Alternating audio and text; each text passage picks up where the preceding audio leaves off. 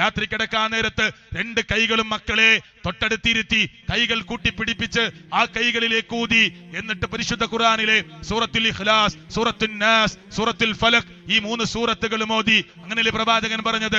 ജമഅ കഫൈഹി, രണ്ട് കൈകളും ചേർത്ത് വെക്കുകയാണ്. സുമ്മ നഫസ ഫീഹിമാ, എന്നിട്ട് ആ രണ്ട് കൈകളിലേക്ക് ഊതുകയാണ് അല്ലേ.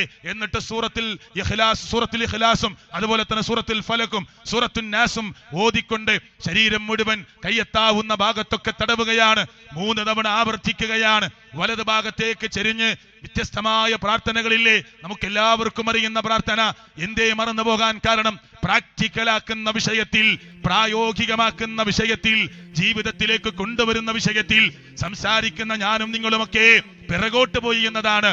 അതേ വ്യത്യസ്തമായ ദിക്റുകളും പ്രാർത്ഥനകളും ഉണ്ട്. അല്ലാഹുമ്മ ബിസ്മിക അമൂതു വഹിയ, ബിസ്മിക അല്ലാഹുമ്മ അമൂതു വഹിയ, ബിസ്മിക റബ്ബി വലഅതു ജംബി തുടങ്ങി ഒരുപാട് ദിക്റുകൾ, പ്രാർത്ഥനകൾ. പ്രിയപ്പെട്ടവരെ, അത് നമ്മൾ ചൊല്ലി വലതു ഭാഗത്തേക്ക് ചെരിഞ്ഞു കിടക്കാൻ നമ്മുടെ മക്കളെ ചെറുപ്പത്തിൽ തന്നെ ശീലിപ്പിക്കുന്ന ഭാഗത്ത് എനിക്കും നിങ്ങൾക്കും എത്ര കണ്ട് ശ്രദ്ധയുണ്ട് എന്ന് ഞാനും നിങ്ങൾ കൃത്യമായി ഓർക്കുക.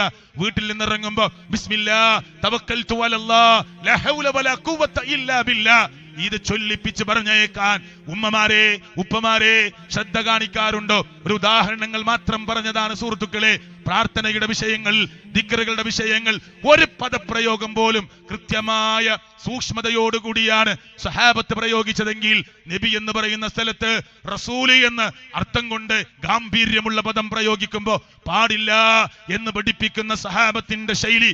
തുമ്മിയപ്പോ അൽഹംദുലില്ലാ എന്നതിന്റെ കൂടെ വസ്സലാത്തു വസ്സലാമു അലാ റസൂലില്ലാ നബിയുടെ പേരിൽ ഒരു സ്വലാത്ത് കൂടി അധികരിച്ചപ്പോ കൈക്ക് പിടിച്ച് ആരാണിങ്ങനെ പഠിപ്പിച്ചത് എന്ന് ചോദിച്ചുകൊണ്ട് തിരിച്ചുകൊടുക്കുന്ന സഹാബത്തിന്റെ അതീവമായ സൂക്ഷ്മമായ ആ ഹദീസുകളോടും പ്രവാചകന്റെ ചര്യകളോടും കാണിക്കുന്ന മര്യാദയുണ്ടല്ലോ, ആ അച്ചടക്കമുണ്ടല്ലോ, ആ സംസ്കാരമുണ്ടല്ലോ, നമ്മുടെ വീടുകളിലേക്ക് എത്തിക്കുവാൻ സാധിക്കണേ എന്ന് ഞാൻ വീണ്ടും ഓർമ്മപ്പെടുത്തുകയാണ്.